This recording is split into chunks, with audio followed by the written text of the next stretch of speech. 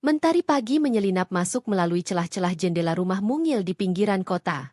Sinar keemasan itu membelai wajah Vina yang tengah memandangi anaknya, Silla, yang masih terlelap dalam tidurnya. Anak perempuan kecil berusia 5 tahun itu begitu damai, dengan guling kesayangannya yang tak pernah lepas dari pelukan. Vina tersenyum lembut, lalu perlahan bangkit dari ranjang untuk menyiapkan sarapan. Dapur menjadi tempat favorit Vina. Di sanalah ia bisa mengekspresikan cintanya kepada keluarga kecilnya.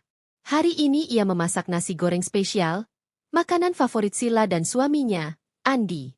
Aroma bawang putih dan telur yang digoreng mulai memenuhi udara, bersamaan dengan suara ayam berkokok dari kejauhan dan sinar matahari yang makin terang menerobos kaca dapur. Tak lama kemudian, suara langkah kaki kecil terdengar. "Bunda." Suara manja itu terdengar di ambang pintu dapur. Silla berdiri dengan piyama bergambar unicorn dan rambut acak-acakan. "Sayang Bunda, sudah bangun?" Vina menyambutnya dengan pelukan hangat. "Ayo, cuci muka dulu ya. Sarapannya hampir siap." Silla mengangguk dan berlari kecil ke kamar mandi. Sesaat kemudian, Andi muncul dari kamar tidur, mengenakan kemeja biru muda dan celana panjang hitam. Wajahnya tampak segar, meski masih mengantuk. "Pagi, sayang," sapa Andi sambil menghampiri Vina dan mengecup keningnya. "Pagi juga. Hari ini kamu ke kantor jam berapa?" "Paling telat jam 8. Ada rapat pagi, jadi harus on time," jawab Andi sambil duduk di meja makan. Tak butuh waktu lama, keluarga kecil itu sudah duduk bersama menikmati sarapan mereka. Silla bercerita tentang mimpi anehnya semalam tentang menjadi putri duyung yang bisa terbang. Andi tertawa mendengar ceritanya, sementara Vina hanya tersenyum sambil memperhatikan keduanya. Momen seperti ini membuatnya merasa bahagia dan utuh. Setelah sarapan, Andi bersiap ke kantor. Sebelum keluar rumah, ia mencium pipi Vina dan Silla. "Jaga rumah ya, Bunda. Nanti sore kita beli es krim bareng." "Yeay, es krim," sorak Silla girang, lalu melambaikan tangan ke ayahnya dari jendela. Vina menatap kepergian suaminya dengan senyum puas. Hidup mereka memang tidak mewah, tapi selalu cukup. Andi adalah sosok suami yang bertanggung jawab dan penuh perhatian. Sejak awal menikah, mereka sudah sepakat untuk hidup sederhana, tanpa harus memaksakan gaya hidup seperti orang-orang di media sosial. Vina memilih menjadi ibu rumah tangga demi fokus merawat Silla. Meski ada banyak godaan untuk kembali bekerja, apalagi dengan latar belakang pendidikan ekonominya, ia lebih memilih melihat anaknya tumbuh langsung di depan matanya. Ia percaya, setiap detik yang dilewatkan bersama anak adalah investasi cinta yang tak ternilai. Hari-hari mereka dipenuhi dengan rutinitas sederhana. Bangun pagi, menyiapkan sarapan, membersihkan rumah, bermain bersama Silla, lalu menanti Andi pulang. Di malam hari, mereka biasa menonton film kartun bersama atau membaca dongeng sebelum tidur. Kadang, Vina dan Andi duduk di teras rumah setelah Silla tidur, menikmati teh hangat dan membicarakan banyak hal. Tentang masa lalu mereka yang penuh perjuangan, tentang impian memiliki rumah lebih besar, atau sekadar mengobrol ringan tentang bunga-bunga yang Vina tanam di pekarangan. Andi adalah pria yang penuh pengertian. Ia tidak pernah memaksa Vina untuk bekerja, bahkan sering memuji betapa pentingnya peran seorang ibu dalam tumbuh kembang anak. Ia juga rajin membantu pekerjaan rumah di akhir pekan, bahkan rela mencuci piring jika Vina kelelahan. Di lingkungan rumah, keluarga kecil ini dikenal ramah. Mereka aktif di kegiatan warga, sesekali ikut kerja bakti atau menghadiri arisan RT. Vina bahkan dipercaya mengelola keuangan kelompok arisan ibu-ibu karena dianggap teliti dan jujur. Suatu hari, Andi pulang lebih awal dari biasanya. Ia membawa sebungkus makanan favorit Vina dan sebuket bunga kecil. "Loh, tumben pulang cepat?" tanya Vina heran sambil menerima bunga dari tangan Andi. "Rapatnya dibatalkan." "Aku pikir, kenapa nggak habiskan waktu lebih lama sama istri tercinta?" ujar Andi sambil tersenyum menggoda.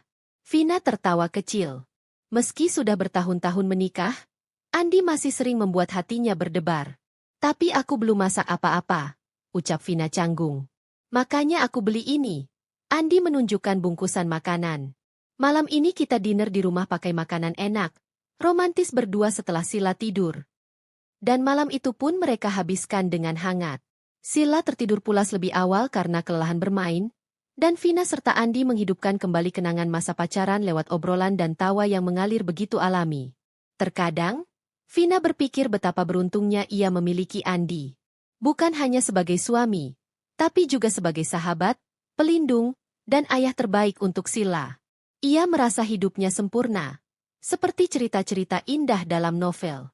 Namun, dalam kesempurnaan yang dirasakannya, Vina tak sadar bahwa perlahan, hal-hal kecil mulai berubah. Tapi perubahan itu masih samar, masih terlalu lembut untuk dianggap sebagai tanda bahaya. Di balik matahari yang bersinar cerah, kadang-kadang awan gelap sudah mulai terbentuk di kejauhan. Tapi siapa yang akan menyangka, jika pagi yang begitu damai bisa menjadi awal dari badai besar? Tapi untuk sekarang, Vina memilih menikmati kebahagiaannya. Ia menyimpan momen-momen itu dalam hati, mencatatnya dalam ingatan, berharap bisa bertahan selamanya. Karena dalam hatinya, Vina percaya selama cinta ada, semua akan baik-baik saja. Di malam yang sunyi, Vina memeluk Sila yang tertidur di pelukannya. Di sisi lain ranjang, Andi juga sudah lelap.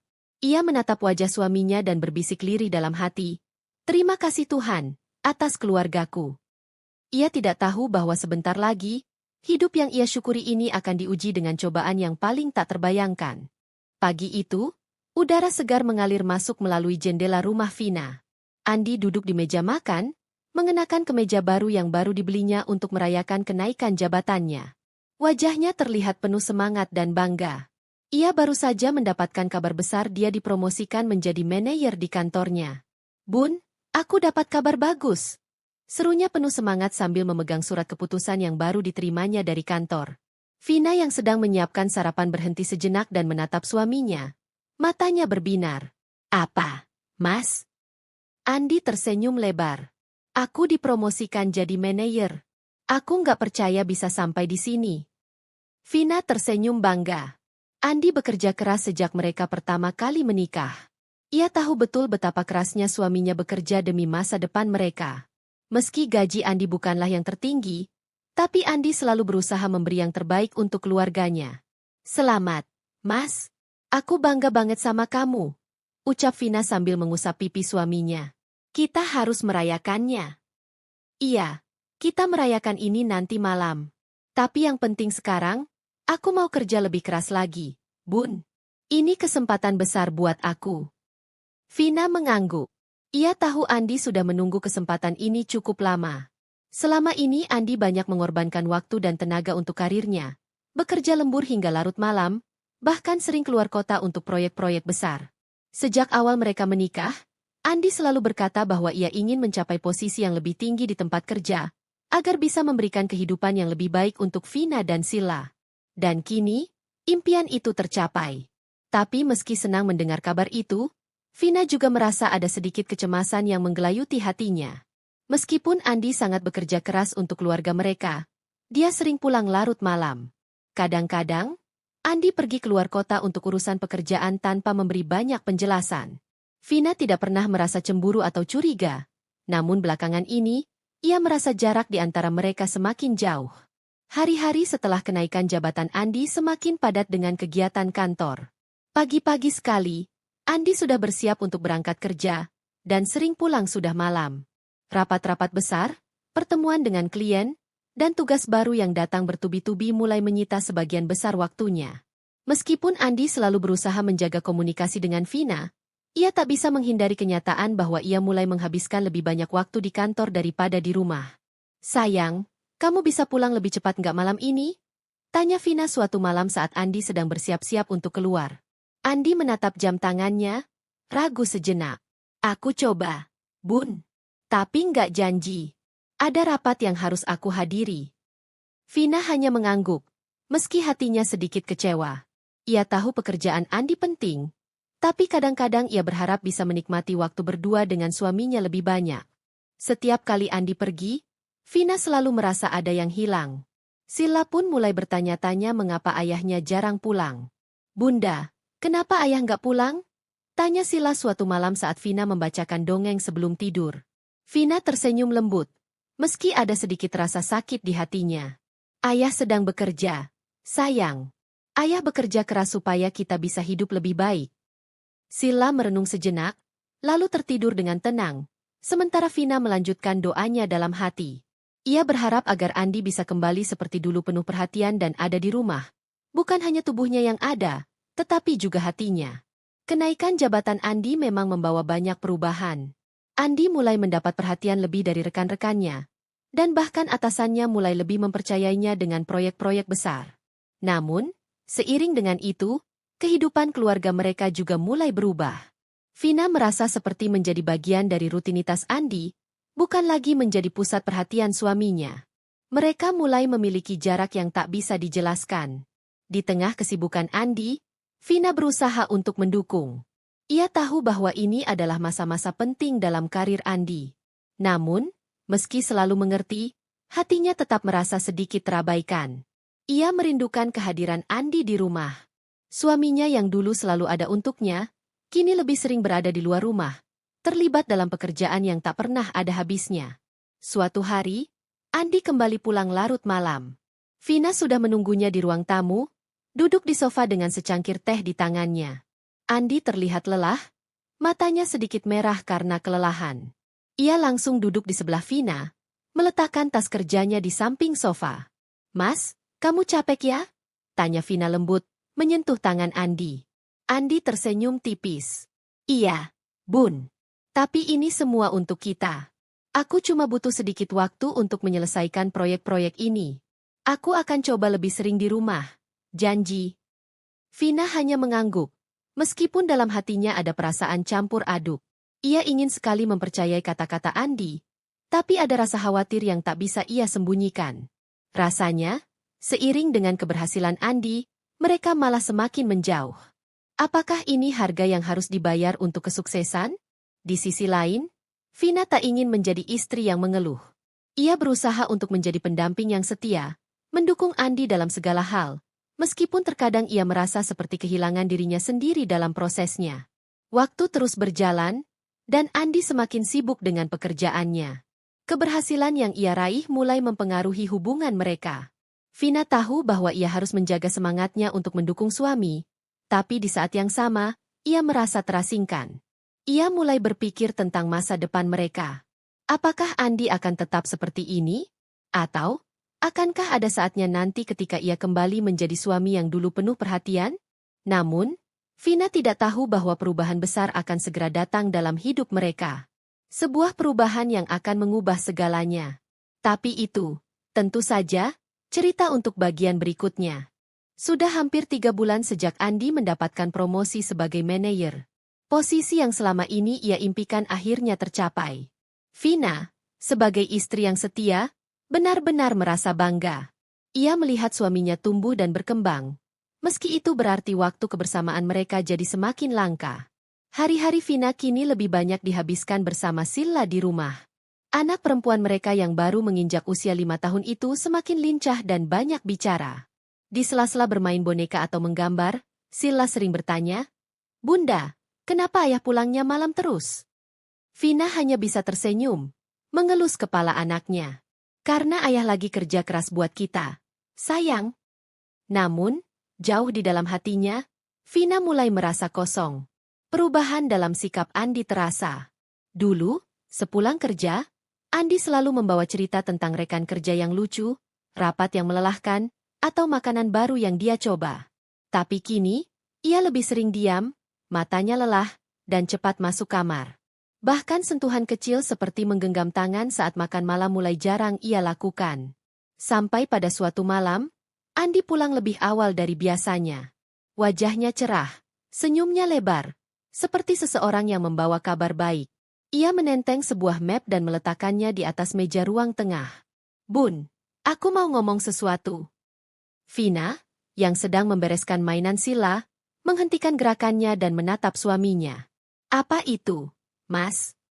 Andi membuka map itu, mengeluarkan beberapa lembar brosur dan dokumen. Di sana terlihat foto-foto sebuah apartemen modern dengan pemandangan kota dari ketinggian. "Aku beli apartemen," katanya, bangga. Vina terdiam sejenak, memandangi gambar-gambar yang tampak mahal itu. "Beli apartemen?" ulangnya pelan. Andi mengangguk. "Iya, aku rasa sekarang, Dengan jabatan yang lebih tinggi dan tanggung jawab yang makin besar, aku butuh tempat buat kerja lebih fokus. Di rumah kadang susah konsentrasi, apalagi kalau ada meeting penting malam-malam. Vina menggigit bibirnya. Ia tidak terbiasa dengan keputusan besar seperti ini tanpa diskusi lebih dulu. Tapi ia mencoba mengerti. Mungkin memang ini yang terbaik untuk karir Andi. Kenapa nggak ngomong dulu sama aku? Tanyanya lembut. Andi menghela napas pendek. Maaf, aku tahu harusnya bilang dulu. Tapi ini keputusannya mendadak. Unitnya tinggal sedikit, dan aku dapat harga promosi dari teman di bagian properti. Lagi pula, ini demi kerja juga, bukan buat foya-foya. Vina akhirnya tersenyum kecil, menutupi rasa kecewa di hatinya. Ya sudah. Semoga bisa bantu Mas lebih semangat kerja. Andi mencium kening Vina. Kamu istri terbaik. Sejak hari itu, Andi semakin sering menginap di apartemen barunya. Ia bilang, kadang lembur sampai larut atau harus meeting dengan klien luar negeri tengah malam, jadi lebih praktis kalau langsung dari apartemen. Vina, lagi-lagi, mencoba memahami. Namun rasa sepi makin menusuk. Pagi hanya diisi dengan rutinitas antar jemput Sila sekolah TK, memasak, menyapu, dan menemani bermain. Malam hari, Vina sering menatap ponselnya, menunggu kabar dari suaminya yang makin jarang mengirim pesan, apalagi menelepon. Sampai pada suatu sore, sepulang dari bermain di taman, Sila memeluk Vina dan bercerita dengan semangat. Bunda, kemarin Sila ikut ayah ke apartemennya loh. Serunya. Vina tersenyum hangat. Iya? Ayah ngajak kamu ke sana. Sila mengangguk. Iya, naik mobil hitam, terus naik lift tinggi banget. Rumah ayah di atas awan. Bunda. Vina tertawa pelan. Imajinasi anak-anak selalu menggemaskan. Tapi di sana ada tante cantik. Bun? Vina berhenti tertawa. Tante? Iya. Rambutnya panjang, bajunya bagus. Dia duduk sama ayah lihat laptop. Tante itu baik, dia kasih Sila biskuit coklat. Tapi ayah bilang jangan ribut, nanti bunda marah. Wajah Vina langsung kaku. Hatinya seketika mencelos. Ayah bilang begitu? Tanyanya hati-hati. Sila mengangguk polos, masih bermain-main dengan bonekanya. Vina berusaha tetap tenang, tapi pikirannya berputar. Siapa tante itu? Kenapa Andi bilang begitu pada Sila? Hatinya ingin percaya, tapi kalimat itu, nanti bunda marah, terlalu mencurigakan. Malamnya, saat Andi pulang ke rumah, Vina mencoba bertanya. Mas, tadi Sila cerita dia pernah ikut kamu ke apartemen. Oh ya? Jawab Andi sambil membuka dasinya. Aku lupa cerita. Iya, waktu itu Sila rewel, minta ikut. Ya udah, aku ajak sebentar. Vina menatapnya tajam, tapi tetap menjaga nada suaranya tetap datar.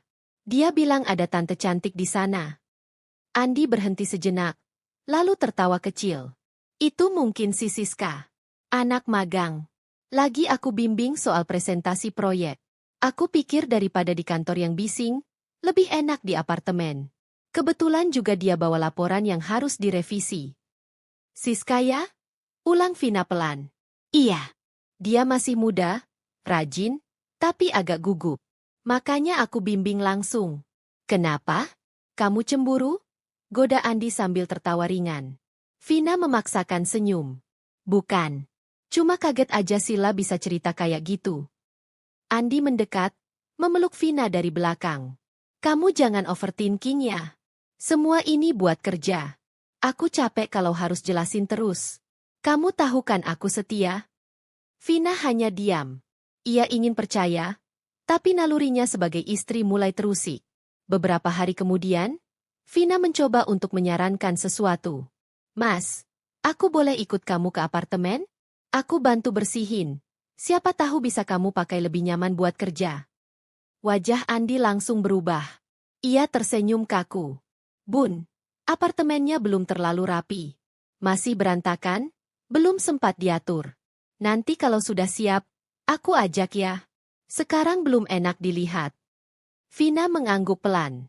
Tapi batinnya tahu, ini bukan tentang kerapian. Ada yang disembunyikan Andi darinya. Sejak itu, Vina mulai memperhatikan lebih banyak hal kecil. Andi lebih sering mengganti password ponsel. Ia tak lagi meletakkan laptopnya sembarangan seperti dulu. Dan Vina mulai menyadari aroma parfum asing menempel samar di baju kerja Andi, bukan parfum lelaki. Malam-malamnya diisi dengan gelisah. Di ranjang yang sama, mereka tidur membelakangi. Dan diam yang panjang mulai menggantikan obrolan hangat seperti dulu. Di dapur, saat menyuap Sila sarapan, Vina menatap putrinya yang riang. Bunda, tante cantik itu. Namanya siapa ya? Gumam Sila tiba-tiba. Siska? Iya, kayaknya Siska deh. Tante Siska. Nama itu kini terasa seperti belati kecil yang mulai menusuk hati Vina perlahan-lahan. Hari-hari di rumah terasa semakin sunyi. Sejak Andi membeli apartemen dan mulai sering menginap di sana, waktu kebersamaan mereka nyaris menghilang. Vina tidak lagi terbiasa mendengar pintu dibuka oleh tangan Andi sepulang kerja, tidak lagi mencium bau parfum suaminya saat duduk di ruang makan, bahkan suara tawa kecil Andi menggoda Sila sudah lama tak terdengar. Yang ada kini adalah keheningan. Dan ketika keheningan itu menjadi rutinitas, Vina mulai merasa benar-benar sendiri, meskipun tinggal dalam satu rumah. Andi berubah. Ia makin cuek, makin jarang bertanya tentang kabar rumah atau tentang Vina dan Sila. Setiap pulang, langkahnya cepat menuju kamar. Jika tidak langsung tidur, ia akan sibuk menatap layar ponselnya. Sesekali tertawa kecil sambil mengetik pesan, lalu buru-buru menyembunyikannya ketika Vina mendekat. Mas, kamu ngapain senyum-senyum sendiri? Tanya Vina suatu malam, mencoba bersikap santai.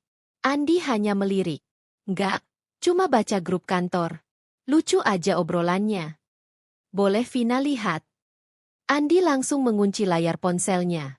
Nggak penting, Bun. Kamu pasti nggak ngerti juga. Jawaban itu seperti alarm dalam hati Vina. Dulu, Andi tidak pernah bersikap defensif seperti ini. Ia selalu terbuka soal ponselnya. Bahkan sering meminta Vina membalas pesan kerja kalau tangannya sibuk menyetir. Tapi sekarang, benda itu seakan jadi properti pribadi yang tidak boleh disentuh siapapun. Kecurigaan Vina makin besar ketika ia bertanya soal apartemen. Mas, apartemennya sekarang udah rapi belum? Aku masih pengin ke sana. Bantuin bersin. Andi melirik sekilas, ekspresinya seperti sedang memilih kata-kata. Belum, Bun. Masih kotor. Kayaknya malah makin berantakan. Aku juga udah jarang bersihin. Lagian kamu sibuk ngurus Sila.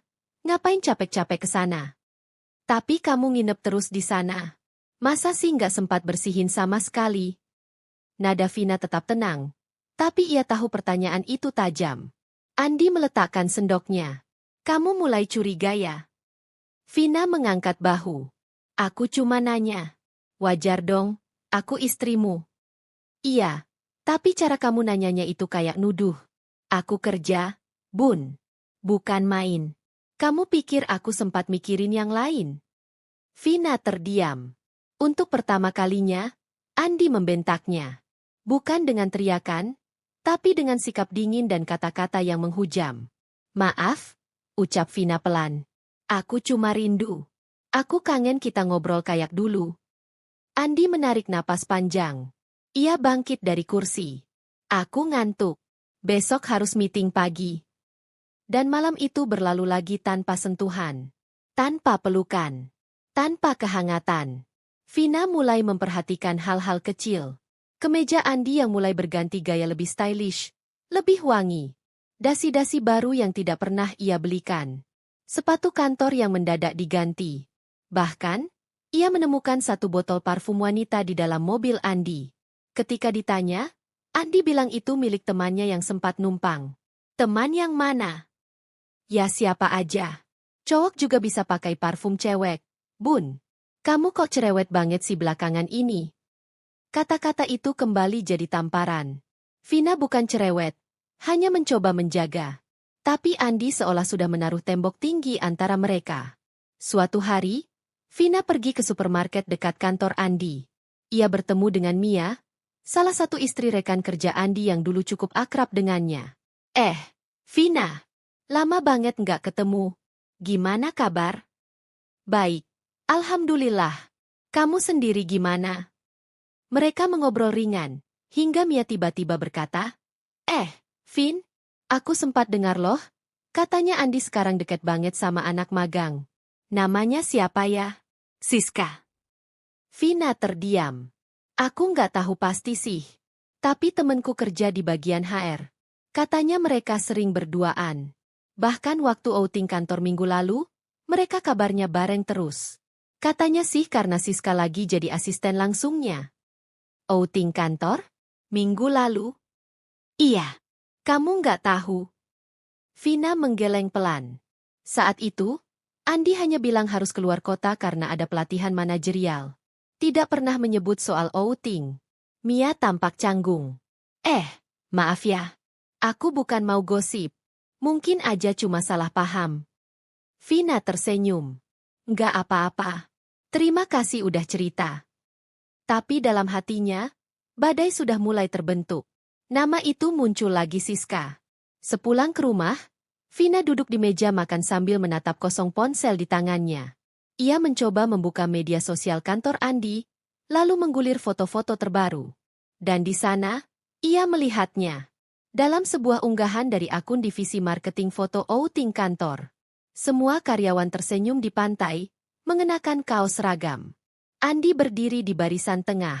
Di sebelahnya, seorang wanita muda dengan rambut panjang dan senyum manis. Wajahnya persis seperti yang digambarkan Sila, tante cantik di apartemen. Namanya ditandai di bawah foto itu. Siska Ayuning Tias. Perlahan, Vina mengunduh foto itu. Ia menyimpannya di folder tersembunyi. Bukan untuk konfrontasi belum. Tapi sebagai bukti bahwa hatinya tidak berbohong. Perasaannya benar. Ada sesuatu yang salah dalam rumah tangganya. Malam itu, ia menangis diam-diam. Di sudut kamar, dalam pelukan selimut yang mulai dingin. Sila sudah terlelap di sampingnya, sementara Andi belum pulang. Entah benar lembur, atau justru sedang bersama wanita lain. Vina tahu, ini bukan sekadar firasat. Ini adalah awal dari sebuah pengkhianatan. Dan ia akan menemukan jawabannya sendiri, meskipun harus melalui luka yang lebih dalam. Sejak pertemuannya dengan Mia dan melihat foto outing kantor, Vina tidak lagi sama. Ia tidak lagi sekadar curiga, ia haus akan kebenaran. Selama ini, ia hidup dengan prinsip bahwa kepercayaan adalah fondasi pernikahan. Tapi saat fondasi itu mulai retak, ia tahu hanya kebenaran yang bisa menyelamatkan dirinya atau menghancurkannya. Vina mulai mengatur siasat. Awalnya, ia ingin bertanya langsung. Menatap wajah Andi, lalu menuntut kejujuran. Tapi ia tahu, Andi sudah lihai berbohong. Kata-katanya manis, tapi penuh selubung. Jika ia ingin tahu yang sebenarnya, ia harus mencari sendiri. Vina menghubungi seorang teman lamanya, Rani, yang bekerja di firma hukum dan sering menangani kasus perceraian. Rani menyarankan satu hal yang tak pernah terpikirkan sebelumnya, menyewa jasa penyelidik pribadi. Kalau kamu cuma punya firasat, dia bisa menyangkal apapun. Tapi kalau kamu punya bukti visual, video, atau rekaman, kamu bisa punya kekuatan. Baik untuk konfrontasi, atau untuk pengadilan nanti, kalau kamu benar-benar mau pisah. Kalimat terakhir itu mengguncang hati Vina. Ia belum siap membayangkan hidup tanpa Andi. Tapi ia juga tahu, hidup dengan suami yang menipu jauh lebih menyakitkan. 2 hari kemudian, seorang pria parubaya bernama Pak Rudi datang ke rumah dengan penyamaran sebagai teknisi AC. Dialah detektif yang direkomendasikan Rani. Tampangnya tenang, suaranya datar, dan matanya tajam mengamati sekeliling. Ibu Vina, kami butuh jadwal pasti aktivitas Pak Andi. Jam berangkat kerja, lokasi kantor, dan tentu saja alamat apartemen. Apakah ibu punya semua itu? Vina menyerahkan catatan kecil yang sudah disusunnya selama beberapa hari. Jadwal Andi, plat mobil, tempat kerja, dan lokasi apartemen yang pernah disebut Andi. Saya juga bisa bantu mengamati, kalau perlu, kata Vina. Pak Rudi mengangguk. Tapi ibu harus siap. Apapun yang kami temukan, kami akan tunjukkan apa adanya. Termasuk kalau memang terbukti berselingkuh. Vina menggigit bibir bawahnya dan mengangguk pelan. Saya harus tahu. Demi saya dan anak saya. Selama seminggu penuh, Vina hidup dalam 2 dunia. Di rumah, ia tetap menjadi ibu yang ceria untuk Sila, mengantar dan menjemput sekolah, memasak makanan kesukaan, mendongeng sebelum tidur. Tapi ketika malam tiba dan Andi tidak pulang, ia menunggu laporan dari Pak Rudi. Hari keempat, laporan itu datang. Kami mengikuti Pak Andi dari kantor. Ia tidak langsung pulang ke rumah maupun ke apartemen. Ia menjemput seorang perempuan di depan kantor, lalu bersama-sama menuju apartemen yang Anda sebutkan. Mereka masuk berdua, dan tidak keluar hingga keesokan pagi. Vina membacanya sambil menahan napas. Tangannya gemetar, dan kertas itu hampir terlepas. Ada foto. Pak Rudi menyerahkan amplop. Di dalamnya, foto-foto yang jelas, Andi dan seorang wanita muda, rambut panjang, berwajah manis. Mereka tampak akrab. Salah satu foto bahkan menunjukkan Andi merangkul bahu wanita itu saat masuk ke lift. Vina merasa seluruh isi perutnya mual. Matanya panas. Tapi ia tidak menangis. Tidak malam itu. Saya mau lihat sendiri.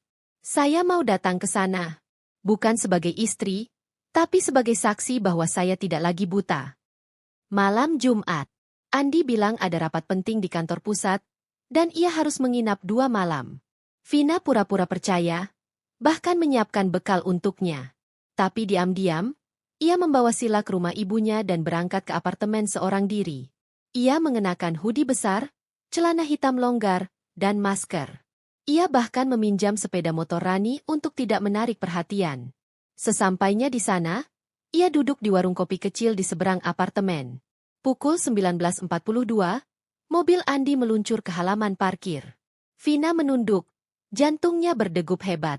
Beberapa menit kemudian, ia melihat Andi keluar dari mobil, berjalan menuju lobi bersama seorang wanita muda Siska. Keduanya tertawa, saling menggoda, dan tampak sangat mesra. Seperti pasangan yang sedang jatuh cinta. Vina menunggu 15 menit sebelum menyelinap masuk ke gedung apartemen. Ia sudah tahu kode akses dari penyelidikan sebelumnya. Dengan hati-hati, ia menaiki tangga darurat menuju lantai 13. Langkahnya ringan, tapi napasnya berat. Hatinya berteriak, tapi wajahnya tetap tegar. Ketika sampai di depan unit apartemen, ia menempelkan telinganya ke pintu. Terdengar suara tawa. Suara piring. Suara Andi. Sayang, kamu mau makan sekarang atau setelah nonton film? Nanti aja, Mas. Aku pengin dipeluk dulu. Cok. Vina menguatkan diri. Ia mengambil ponselnya, menekan tombol rekam video, dan mengetuk pintu. Terdengar langkah kaki. Pintu terbuka. Andi berdiri di ambang, mengenakan kaos santai dan celana pendek. Di belakangnya, Siska sedang menuang minuman ke gelas. Andi membeku. Matanya membesar. Mulutnya terbuka. Tapi tidak ada suara keluar. Vina berdiri tegak. Selamat malam, Mas. Nggak nyangka apartemen kerjanya ternyata nyaman ya. Siska menjatuhkan gelasnya. Air berhamburan di lantai. Vina? Kamu ngapain di sini? Cuma mampir. Lihat-lihat tempat kerja suami. Dan ternyata, kamu kerja bareng cewek cantik juga ya? Siska mundur. Wajahnya pucat. Andi menarik Vina keluar, tapi Vina menepis tangannya. Jangan sentuh aku. Aku udah cukup sabar selama ini. Tapi malam ini, kamu kasih aku bukti semua kecurigaanku benar. Ia menunjukkan ponselnya. Rekaman masih menyala. Kamu pikir aku bodoh? Aku tahu kamu bohong. Dari perubahanmu, dari setiap kebohongan kecil, dan sekarang aku punya bukti. Andi memejamkan mata. Aku bisa jelasin. Tidak perlu. Aku nggak butuh penjelasan. Aku cuma ingin bilang, kamu bebas. Aku juga bebas. Mulai besok, kamu urus pengacaramu. Karena aku akan ajukan gugatan cerai. Vina berbalik. Langkahnya mantap meninggalkan lorong. Sementara Andi masih berdiri di ambang pintu, kehilangan kata. Malam itu, Vina menangis di atas motor, di parkiran minimarket. Bukan karena sedih, tapi karena lega. Ia akhirnya tahu, dan ia akhirnya memilih. Esoknya, ia menghubungi pengacara. Dan satu langkah demi satu langkah, ia bersiap memulai hidup baru tanpa Andi. Setelah malam itu, Vina merasa seperti perempuan baru. Bukan karena hatinya tak terluka, tetapi karena luka itu justru menumbuhkan kekuatan yang selama ini tersembunyi. Ia tidak lagi ingin menangis di balik pintu kamar. Tidak lagi ingin memohon kejelasan dari suami yang sudah jelas-jelas mengkhianatinya. Pagi harinya, Vina duduk di ruang makan rumah ibunya, memandangi layar ponsel.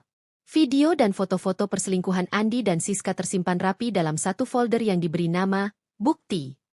Ia membuka satu persatu, memastikan bahwa semua detail tertangkap dengan jelas. Andi memeluk Siska, keduanya masuk apartemen, hingga suara mesra yang terekam saat Vina berdiri di balik pintu. Ini cukup. Aku nggak perlu lebih dari ini, gumam Vina. Ia tidak langsung menghubungi Andi atau menuntut penjelasan. Tidak ada konfrontasi besar, tidak ada pertengkaran dramatis. Vina tahu, kalau dia ingin keluar dari pernikahan ini dengan kepala tegak dan hati tenang, ia harus main cerdas. Dan itulah yang akan dia lakukan. Langkah pertamanya adalah menemui pengacara. Ia kembali menghubungi Rani, temannya yang sudah seperti kakak sendiri, dan mengatur janji di kantor hukum tempat Rani bekerja. Di sana, Vina menjelaskan semuanya dengan tenang, menunjukkan bukti-bukti yang dia miliki. Rani menatap layar ponsel Vina dengan wajah serius. Ini lebih dari cukup. Dengan bukti ini, kamu punya posisi sangat kuat dalam proses perceraian. Kalau kamu mau gugat cerai dan ajukan hak asuh penuh untuk Sila, peluang kamu sangat besar. Itu yang aku mau, ucap Vina mantap. Tapi ada satu hal lagi yang aku ingin lakukan. Ran, apartemen itu aku mau jual. Rani mengernyit. Itu apartemen atas nama siapa? Aku belum cek. Tapi Andi beli itu dari uang bersama. Uang tabungan kami, sebagian hasil kerja keras selama ini. Aku curiga dia beli atas nama dia. Aku ingin tahu pasti. Vina pun menuju kantor notaris dan bagian pertanahan.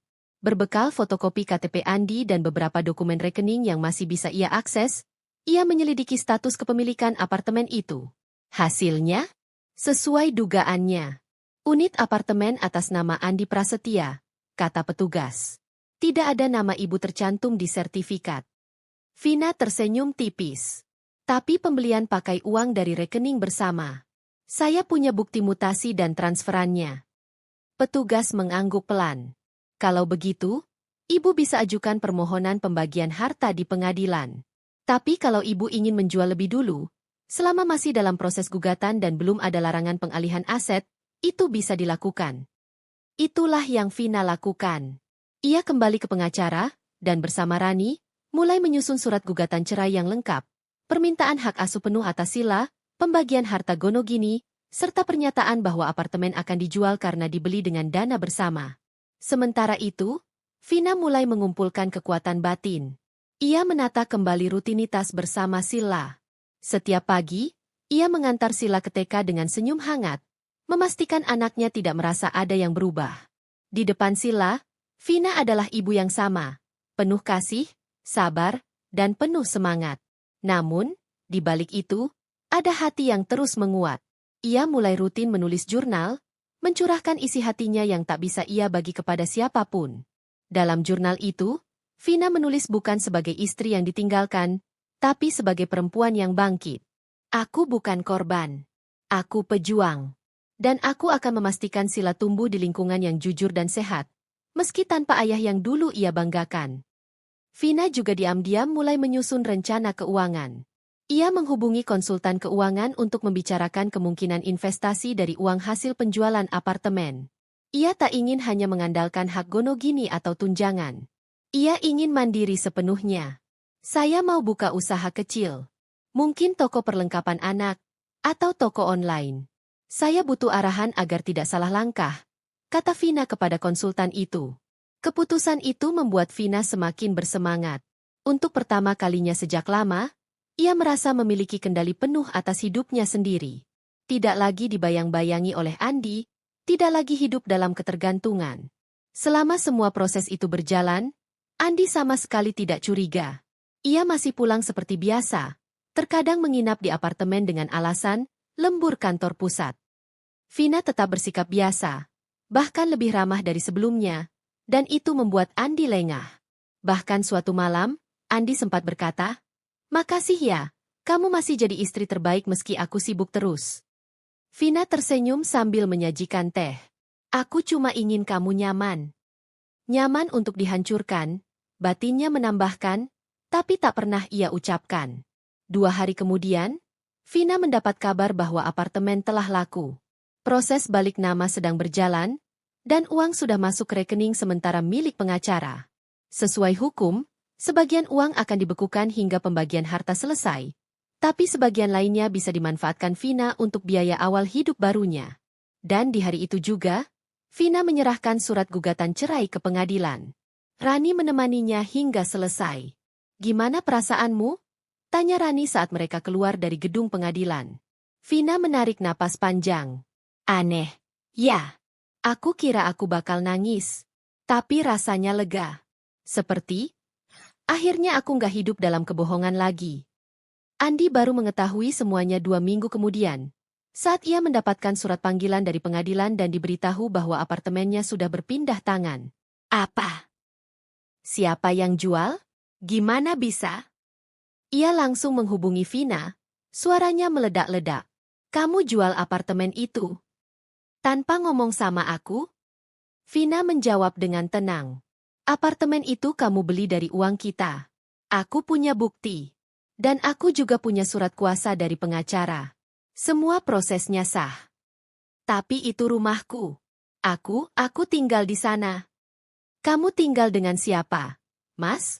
Dengan wanita yang kamu selingkuhi? Atau dengan rasa bersalahmu?" Hening di ujung telepon. "Aku sudah ajukan gugatan. Aku minta hak asuh penuh Sila. Aku akan bawa semua bukti ke pengadilan. Dan Mas, jangan pikir aku akan biarkan anak kita tumbuh di bawah bayangan pengkhianatan." Telepon terputus. Andi duduk terdiam, memandangi layar ponselnya.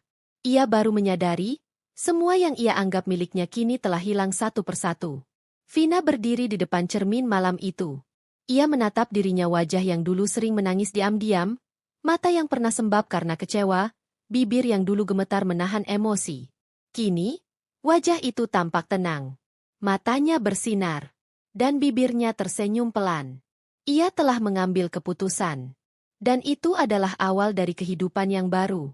Ia tak menoleh ke belakang lagi. Hari itu, langit Jakarta tampak labu, seolah ikut mencerminkan suasana hati Vina yang tengah menuju pengadilan agama bersama pengacaranya, Rani. Meski langkahnya mantap, tak bisa dipungkiri ada sedikit gemetar dalam dadanya. Bukan karena takut, tapi karena ini adalah akhir dari sebuah fase panjang dalam hidupnya.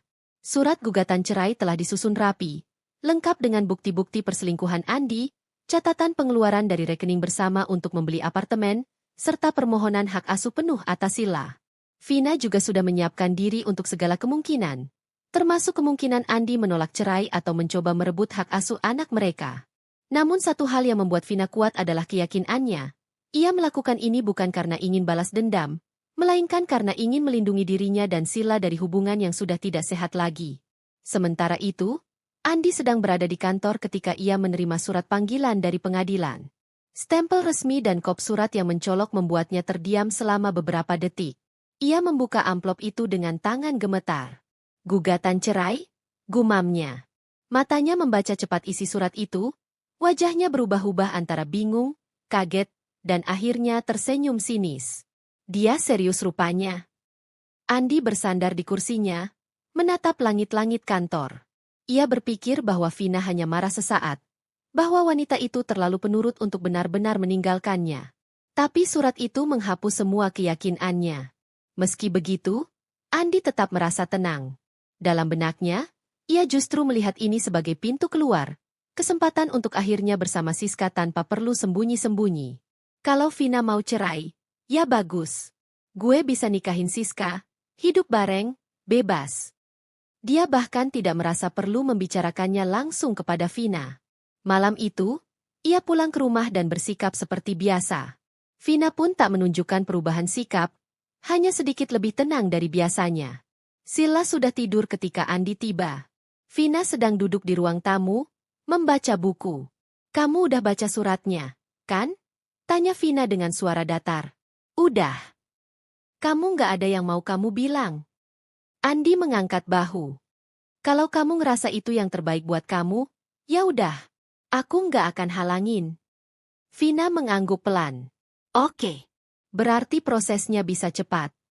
Tapi aku minta satu hal, kata Andi. Jangan bawa Sila jauh-jauh. Aku masih ayahnya. Aku mau tetap ketemu dia. Itu akan diputuskan pengadilan. Tapi aku akan jaga hak Sila tetap terjaga. Dia tetap berhak tahu siapa ayahnya. Terima kasih, ucap Andi dengan senyum tipis. Ia tak tahu bahwa di balik sikap tenang Vina, sudah ada badai besar yang menunggu. Beberapa hari kemudian, Andi baru sadar bahwa sesuatu telah terjadi. Ia mendatangi apartemen seperti biasa, berniat menemui Siska. Namun saat sampai di lobi, satpam menahannya. Maaf, Pak Andi, sudah tidak terdaftar sebagai penghuni di sistem kami. Apa maksudnya? Ini apartemen saya. Unit 12B. Satpam menelusuri data. Mohon maaf, Pak, unit tersebut sudah berganti pemilik. Ini data terbarunya. Andi hampir menjatuhkan ponselnya. Ia langsung menekan nomor Vina. Suaranya meledak begitu tersambung. Vina, kamu jual apartemen itu? Iya, sudah. Uangnya juga sudah diamankan sebagai bagian dari harta bersama. Semua sah secara hukum. Aku bisa kirimkan salinan dokumennya kalau kamu mau. Gila kamu. Itu tempat tinggal gue sekarang. Gimana gue sama Siska? Itu bukan urusanku lagi. Kamu bisa tinggal dimanapun, asal tidak lagi menyakiti aku atau anak kita. Andi terduduk di trotoar depan lobi apartemen. Untuk pertama kalinya, ia merasa kehilangan kendali. Ia pikir Vina akan terus menjadi wanita penurut yang diam saja. Tapi sekarang, wanita itu telah berubah menjadi sosok yang tak lagi bisa ia kendalikan. Siska pun tidak kalah terkejut. Ketika ia datang ke apartemen membawa koper, petugas keamanan menahannya. Maaf, Bu. Apartemen ini sudah dijual. Pemilik baru tidak mengizinkan siapapun masuk selain dirinya. Apa? Tapi saya tinggal di sini. Petugas hanya mengangkat bahu. Silakan hubungi pemilik sebelumnya. Kami hanya menjalankan aturan. Siska menelpon Andi. Suaranya panik. Mas, ini gimana? Aku nggak bisa masuk apartemen. Katanya udah dijual. Andi menggertakkan gigi. Tenang, nanti aku urus. Tapi dalam hatinya, ia tahu, semuanya tidak akan semudah itu. Sementara itu, Vina menjalani harinya dengan hati yang lebih ringan. Ia tahu badai belum sepenuhnya reda, tapi setidaknya ia sudah keluar dari lingkaran racun itu. Ia mulai mencari rumah kontrakan kecil di pinggiran kota, lingkungan yang tenang, dekat dengan sekolah dan taman untuk Sila. Di sela-sela proses perceraian, Vina juga mulai membangun toko online perlengkapan bayi dan ibu. Ia memakai sebagian uang hasil penjualan apartemen sebagai modal. Ia bahkan merekrut 2 orang ibu rumah tangga sebagai karyawan freelance, ingin membantu sesama perempuan sepertinya. Aku mulai dari bawah, tapi kali ini, aku berdiri di atas kakiku sendiri. Ucapnya pada Rani saat mereka ngopi santai di sebuah kafe kecil. Dan kamu jauh lebih kuat dari semua yang kamu pikirkan dulu. Gue bangga banget, Vin. Persidangan pertama berjalan lancar. Hakim memeriksa bukti, mendengarkan keterangan Vina dan Andi, dan langsung menunjukkan ketertarikan pada bukti visual perselingkuhan. Saudara Andi, apakah Anda membantah bahwa orang dalam video ini adalah Anda? Andi tertunduk. Tidak, Yang Mulia. Itu saya. Apakah saudara mengakui telah melakukan hubungan di luar pernikahan dengan wanita lain bernama Siska? Iya, saya akui. Dengan pengakuan itu, posisi Vina makin kuat. Hakim menunda sidang untuk pemeriksaan lanjutan dan menyarankan konseling anak sebelum memutus hak asuh. Malam itu, Vina memeluk Sila sebelum tidur. Bunda kenapa sekarang senyum terus? Tanya Sila polos. Vina mengecup kening anaknya. Karena Bunda sudah menemukan kebahagiaan yang sebenarnya. Sayang. Sila tersenyum, lalu menutup matanya perlahan. Di pelukan ibunya, ia merasa aman. Dan bagi Vina, itulah kemenangan yang sesungguhnya. Hari itu, matahari belum sepenuhnya naik ketika Andi memarkir mobilnya di depan apartemen yang dulu ia anggap sebagai tempat kerja fokus. Padahal sesungguhnya tempat ia menyembunyikan perselingkuhan. Di kursi sebelah, Siska tampak tersenyum kecil, mengenakan gaun pastel yang serasi dengan suasana pagi itu. Akhirnya, kita bisa bebas dari drama rumah tangga itu, ujar Siska dengan nada puas. Andi hanya mengangguk. Ia merasa seperti menang. Dengan Vina yang telah mengajukan gugatan cerai dan memilih mundur dengan tenang, ia pikir semuanya sudah berjalan sesuai rencananya. Namun segalanya mulai terasa aneh ketika Andi mencoba menempelkan kartu akses pintu lobi. Lampu indikatornya menyala merah. Ditolak. Ia mencoba sekali lagi. Gagal. Apa ini? Rusak. Ya? Gumamnya. Mulai merasa tak nyaman. Seorang satpam mendekat, menatap mereka dengan raut bingung. Maaf Pak, bisa saya bantu? Saya pemilik unit 18A. Kartu akses saya nggak bisa dipakai. Jawab Andi dengan nada kesal. Satpam itu membuka catatan tablet kecil di tangannya. Lalu mengernyit. Maaf Pak, tapi menurut data kami, unit 18A sudah berganti pemilik sekitar 2 minggu lalu. Apa? Siapa yang bilang begitu? Saya pemiliknya. Maaf Pak, kami tidak bisa mengizinkan Anda masuk. Kalau perlu, silakan langsung ke manajemen. Siska memandang Andi dengan alis terangkat. Gimana sih ini? Katanya ini apartemen kamu. Andi tampak panik. Ia segera menelpon bagian manajemen, namun panggilannya tak diangkat. Saat mencoba memaksa masuk, satpam lain datang membantu menghalangi mereka. Wajah Andi memerah, antara malu dan marah. Di matanya terlihat jelas bahwa ia tak tahu apa-apa. Ini pasti Vina. Bisiknya lirih. Vina? Maksudmu, istri kamu? Dia pasti jual apartemen ini tanpa bilang. Tapi nggak mungkin. Ini kan atas nama aku. Siska mundur sedikit. Wajahnya berubah. Ia merasa dibohongi. Kamu bahkan nggak tahu apartemen kamu udah dijual? Kamu nggak urus suratnya? Aku pikir dia nggak bakal ganggu. Kamu pikir semua perempuan sebodoh itu, ya? Termasuk aku? Andi terdiam. Perkataan itu seperti tamparan keras. Beberapa hari kemudian, Andi datang ke kantor pengelola apartemen. Ia duduk di ruang tamu sambil menggenggam map berisi dokumen. Namun, manajemen menyatakan bahwa semua proses jual beli telah sah dan legal, dengan tanda tangan dirinya yang terwakili lewat surat kuasa yang pernah ia berikan pada Vina saat awal membeli unit itu. Ternyata, surat kuasa itu dipakai Vina dengan cerdas untuk menjual apartemen. Semua sah, Pak. Kami hanya menjalankan perintah berdasarkan dokumen yang Bapak sendiri tanda tangani dulu. Andi merasa dunianya goyah. Ia keluar dari gedung itu dengan langkah gontai. Siska sudah tidak lagi bersamanya sejak kejadian di lobi. Setelah perdebatan panas malam itu, Siska pergi dan tak pernah mengangkat teleponnya lagi. Andi kembali ke rumah lamanya, hanya untuk mendapati bahwa Vina dan Sila sudah pindah. Rumah itu kosong, tak berpenghuni. Ia duduk di mobil selama hampir 1 jam, menatap jendela rumah itu yang kini hanya menyisakan kenangan. Akhirnya, dengan tekad terakhir yang masih ia punya, Andi mencari tahu di mana Vina tinggal sekarang. Ia mendapat informasi bahwa Vina tinggal di sebuah rumah kontrakan kecil di pinggir kota. Andi datang pada sore hari. Saat mengetuk pintu, yang membukakan adalah Vina sendiri. Wajahnya tenang, bahkan mungkin lebih damai dari sebelumnya. Apa yang kamu mau, Andi? Kamu jual apartemen itu tanpa bilang sama aku. Vina tak menunjukkan keterkejutan. Ia hanya menghela napas.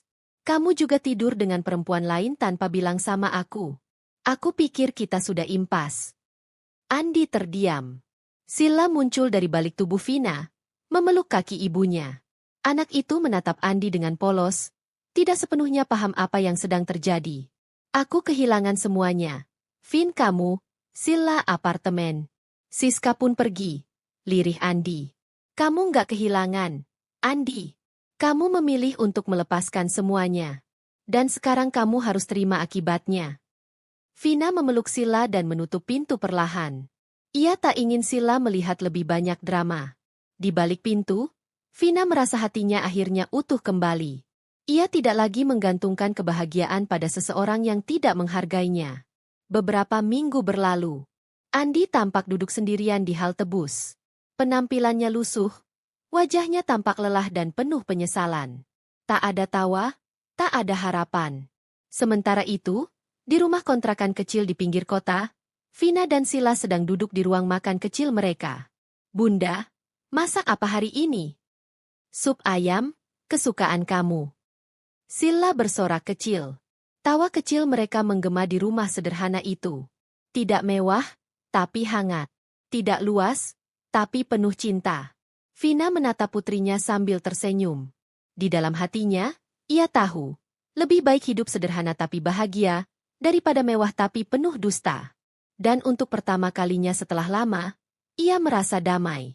Ia tahu badai telah berlalu. Dan langit baru mulai cerah di atas hidupnya dan Sila.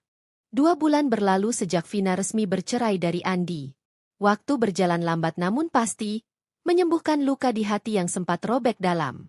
Kini, Vina dan Sila menempati rumah kecil hasil sewa di pinggiran kota, jauh dari hiruk-pikuk dan kenangan menyakitkan. Tapi di balik kesederhanaan itu, Vina menemukan sesuatu yang lebih berharga, kedamaian. Setiap pagi, Vina bangun lebih awal, menyiapkan sarapan untuk Sila yang kini mulai masuk taman kanak-kanak. Ia kemudian bekerja paruh waktu di sebuah toko kue rumahan milik sahabat lamanya.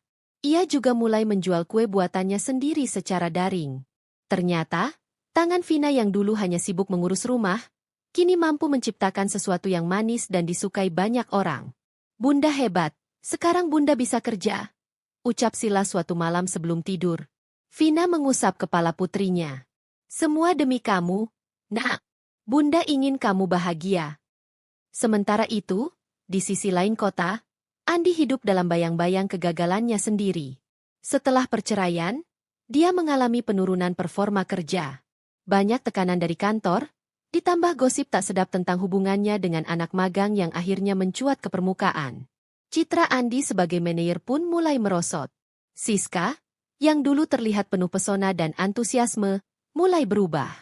Ia merasa hidup dengan Andi tak sesuai ekspektasi.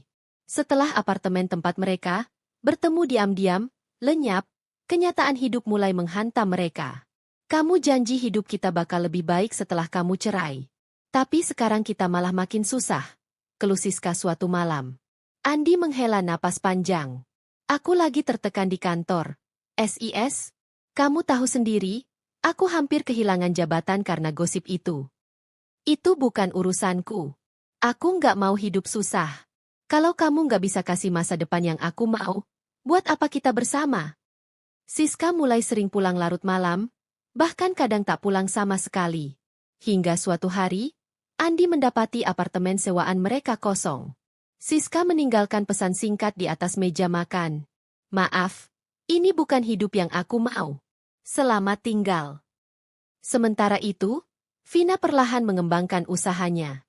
Ia mulai dikenal di komunitas online karena kue bolu dan kue kering buatannya yang lezat. Tak lama, ia pun menerima undangan kolaborasi dari beberapa toko makanan kecil. Salah satu video promosi kuenya bahkan viral. Ibu tunggal dengan 1 anak, tetap bisa berkarya dan mandiri. Begitu caption video singkatnya yang dibagikan ribuan kali. Vina tidak pernah menyebut nama Andi, tidak pernah membuka aib. Ia membalas semua rasa sakit dengan cara yang tenang, elegan, dan penuh martabat. Balas dendam terbaik, pikir Vina, bukan dengan marah atau menghancurkan orang lain, tetapi dengan membuktikan bahwa ia bisa hidup lebih baik tanpanya. Suatu hari, saat sedang mengantar pesanan ke sebuah acara kecil, Vina bertemu dengan rekan kerja lama Andi. Vina, kamu sekarang jualan kue? Wah, keren. Denger-denger Andi sekarang stres berat ya? Vina tersenyum tipis. Saya nggak tahu kabarnya. Tapi saya doakan semoga dia baik-baik saja. Kamu benar-benar berubah. Ya, dulu kelihatan pasrah. Sekarang percaya diri banget. Saya belajar dari rasa sakit. Sekarang saya tahu siapa diri saya sebenarnya. Di satu malam yang dingin, Andi duduk di halte bus. Bajunya kusut, matanya sayu. Ia baru saja dipecat dari pekerjaannya. Tidak ada yang tersisa darinya. Pekerjaan, reputasi, bahkan cinta palsunya. Ia membuka ponsel dan membuka akun media sosialnya. Tanpa sadar, ia melihat video Vina yang sedang membuat kue bersama Sila. Wajah mantan istrinya bersinar. Sila terlihat tertawa lepas. Andi memandang layar itu lama, merasa hampa. Aku yang meninggalkan kebahagiaan ini. Gumamnya lirih. Di rumah kontrakan, Vina sedang menata kemasan pesanan kue sambil mendengarkan lagu pelan. Bunda, nanti bisa temani aku ke sekolah? Tanya Sila. Tentu bisa, sayang. Bunda selalu ada buat kamu. Vina tersenyum. Ia tahu luka di hatinya masih ada. Tapi ia juga tahu bahwa luka itu telah membentuknya menjadi sosok yang lebih kuat. Ia tidak butuh pembalasan dalam bentuk kemarahan. Ia tidak butuh melihat Andi menderita. Ia hanya butuh menjalani hidup yang layak, damai, dan penuh cinta bersama Sila. Itulah balas dendam yang elegan. Langit pagi itu cerah, dengan awan-awan yang berarak perlahan, seolah-olah menandakan babak baru yang akan dimulai. Vina duduk di teras rumah kecil yang kini mereka tinggali bersama putrinya, Sila. Rumah sederhana itu sudah menjadi tempat penuh kehangatan, jauh dari masa lalu yang penuh kepedihan. Vina memandang secangkir teh hangat di tangannya, matanya menerawang jauh. Di halaman, Sila bermain dengan riang, berlarian bersama teman-temannya. Suaranya yang ceria terdengar seperti musik yang menyentuh hati. Keadaan ini kehidupan baru mereka bukan hanya soal mencari penghidupan, tetapi juga menemukan kebahagiaan yang selama ini hilang. Bunda, lihat, aku bisa melompat lebih tinggi. Sila berseru, tersenyum lebar dengan kebanggaan anak kecil yang murni. Vina tersenyum, bangga pada putrinya. Vina menghirup teh itu pelan, meresapi setiap rasa, sembari menatap surat di atas meja. Surat penjualan apartemen itu masih ada di tangan Vina. Meskipun sudah berbulan-bulan sejak peristiwa besar itu terjadi, surat itu masih tetap menjadi simbol dari kebangkitan dan akhir dari segala penderitaan yang pernah ia alami. Surat itu mengingatkan Vina akan masa-masa kelam yang telah berhasil ia lalui, dan kini, saatnya bagi Vina untuk melanjutkan hidupnya. Bunda, ayo main. Sila berlari mendekat, menarik perhatian ibunya dari lamunan. Sebentar, Nak. Bunda sedang memikirkan sesuatu. Jawab Vina lembut, namun dengan keyakinan dalam suaranya. Tak ada lagi kekhawatiran atau keraguan dalam dirinya. Ini adalah titik balik dalam hidupnya. Setelah beberapa detik, Vina akhirnya meletakkan cangkir teh itu dan berdiri. Ia menatap Sila dengan penuh cinta. Sila yang kini melihat dunia dengan mata penuh rasa ingin tahu. Seperti apa yang Vina rasakan dulu keinginan untuk mencari kebahagiaan tanpa beban. Beberapa minggu lalu, Andi muncul tiba-tiba di depan rumah kontrakan mereka. Andi, dengan penampilan yang jauh berbeda, seakan membawa beban yang jauh lebih berat daripada sebelumnya. Wajahnya tampak lelah dan kusut. Tak seperti dulu yang selalu penuh dengan percaya diri. Ia datang tanpa pemberitahuan, dengan harapan yang masih tersisa meskipun sangat terlambat. Vina, boleh aku bicara? Andi berkata dengan suara pelan, seperti seseorang yang tengah mencari jawaban dalam kegelapan. Vina membuka pintu hanya sedikit. Tatapannya datar. Tidak ada emosi yang tampak dari wajahnya. Semua yang ia rasakan telah terkubur dalam waktu yang lama. Apa yang ingin kamu bicarakan, Andi? Aku menyesal. Sangat menyesal. Aku tahu semuanya telah hancur, tapi aku ingin memperbaiki semuanya. Kata Andi, nadanya rendah dan penuh penyesalan yang tampak tulus, meskipun Vina tahu, segala kata itu hanya sebuah usaha untuk menebus kesalahan yang tak bisa dibeli dengan kata-kata. Vina menghela napas panjang. Andi, penyesalanmu tidak akan mengubah apapun. Kamu meninggalkan kami, merusak hidup kami. Semua yang terjadi tidak bisa dibalikan. Aku sudah cukup kuat tanpa kamu. Andi menunduk, terlihat sangat rapuh. Tapi aku masih mencintaimu, Vina. Aku ingin kita mulai dari awal. Tidak ada lagi kebohongan, tidak ada lagi rahasia. Vina mengangkat alisnya, seolah memandang sesuatu yang sudah tidak menarik lagi. Awal seperti apa, Andi? Setelah semua yang kamu lakukan, kamu pikir kita bisa kembali seperti dulu? Ia menghela napas lagi, kali ini lebih dalam. Andi, aku sudah belajar satu hal. Kita tidak bisa memulai dari awal setelah segala yang kita hancurkan. Aku bukan orang yang sama lagi. Aku bukan perempuan yang dulu mudah percaya dan hanya berharap pada janji-janji kosong. Andi membuka mulutnya, hendak mengatakan sesuatu, tapi Vina sudah menutup pintu dengan lembut. Tidak ada lagi kata-kata yang bisa mengubah apa yang sudah terjadi. Beberapa minggu setelah itu, Vina merasa hidupnya benar-benar berada dalam jalur yang benar. Ia memulai hari-harinya dengan penuh harapan. Ia bekerja keras, tidak hanya untuk diri sendiri, tetapi untuk Sila. Mereka kini tinggal di rumah kecil yang nyaman, jauh dari bayang-bayang Andi. Dalam beberapa bulan terakhir, Vina membuka sebuah usaha kecil. Ia menjual kue-kue rumahan, yang semula hanya untuk membayar tagihan rumah, namun semakin berkembang. Tidak hanya itu, beberapa kafe lokal mulai tertarik dengan produknya. Ia merasa, meskipun hidupnya berawal dari kehancuran, ia kini memiliki kekuatan untuk membangunnya kembali. Sila pun semakin dewasa dan cerdas. Setiap kali Vina melihat senyuman Sila, ia merasa semakin yakin bahwa segala sesuatu yang dilakukannya dari keputusan mengakhiri hubungan dengan Andi hingga menjual apartemen adalah hal yang tepat. Sila adalah sumber kekuatannya. Di satu sisi, Vina tetap menyimpan surat penjualan apartemen itu. Ia tidak menganggapnya sebagai sebuah kemenangan atas Andi. Bagi Vina, itu adalah langkah simbolis untuk menutup babak kelam dalam hidupnya, untuk mengingatkan dirinya sendiri bahwa ia telah keluar dari segala ketidakpastian. Ia telah memilih untuk menjadi kuat, memilih kebahagiaan meskipun harus melewati begitu banyak penderitaan. Vina tidak membalas dendam dengan cara yang kejam, tetapi dengan cara yang paling elegan membiarkan Andi dan dunia tahu bahwa ia bisa hidup lebih baik tanpa mereka. Kehidupan baru yang dimulai dengan penuh percaya diri, dengan semangat yang tidak akan pernah padam.